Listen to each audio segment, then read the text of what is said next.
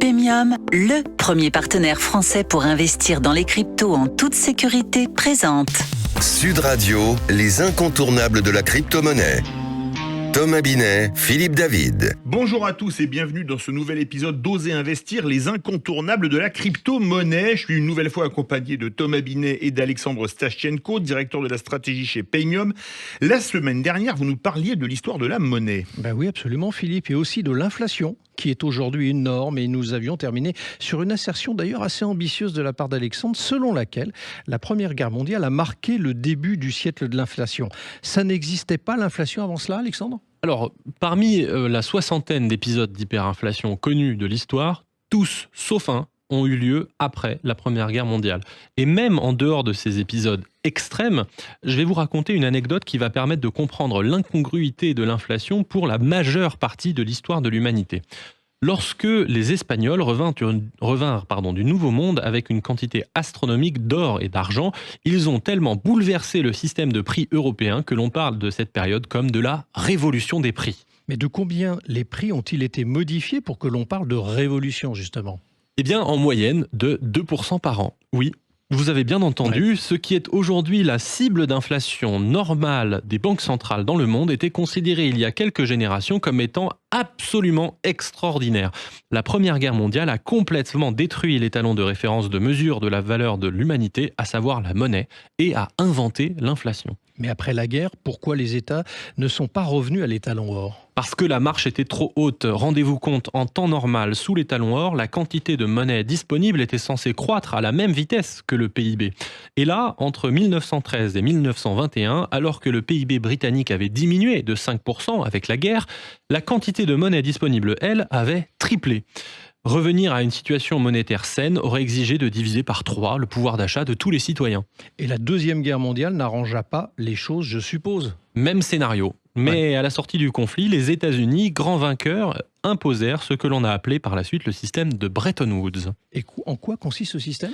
Dans ce système, le dollar est la seule monnaie convertible en or et les autres monnaies, elles, sont indexées sur le dollar. Les États-Unis venaient d'accaparer un pouvoir absolument immense, car en contrôlant la monnaie, ils contrôlaient le sang de l'économie mondiale. Mais l'engagement des États-Unis vis-à-vis du reste du monde était donc de préserver un stock d'or équivalent à la valeur des dollars émis.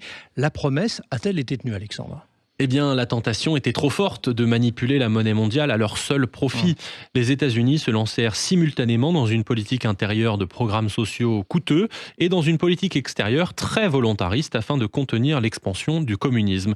En 1971, les États-Unis possèdent un stock de 11 milliards de dollars en or, mais ils avaient émis 70 milliards de dollars pour le reste du monde. Donc les États-Unis avaient créé 7 fois plus de monnaie qui ne leur était théoriquement autorisée. Les autres pays étaient-ils au courant de cette situation ? Certains pays, oui, conscients qu'il n'y avait pas assez d'or pour honorer les promesses, eh bien, tout simplement, commencent à rapatrier leur stock d'or. La France avait même envoyé sa marine de guerre à New York pour récupérer son or. La situation est intenable et le président américain Nixon décide de trahir la confiance du monde entier en 1971 en suspendant la convertibilité du dollar en or. Le dollar s'effondre, les prix s'ajustent en explosant à la hausse. C'est le premier choc pétrolier et la fin des 30 Glorieuses. Et c'est ainsi qu'on est arrivé à l'euro et aux autres monnaies modernes qui sont des monnaies fiduciaires.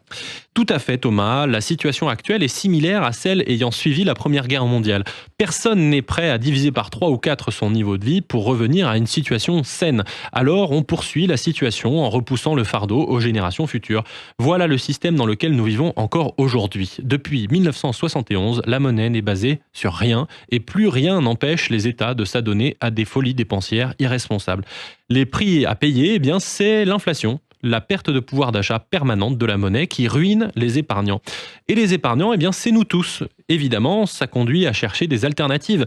Si la monnaie ne préserve plus le pouvoir d'achat, qu'est-ce qui peut le faire ? C'est la question en or, si je peux me permettre, et Bitcoin peut faire partie de la réponse. Merci Alexandre pour toutes ces précisions historiques. Nous vous retrouvons mercredi prochain pour un autre numéro d'Oser Investir, les incontournables de la crypto-monnaie. Et on vous retrouve, Thomas, dimanche 9h30 dans le Grand Matin Week-end.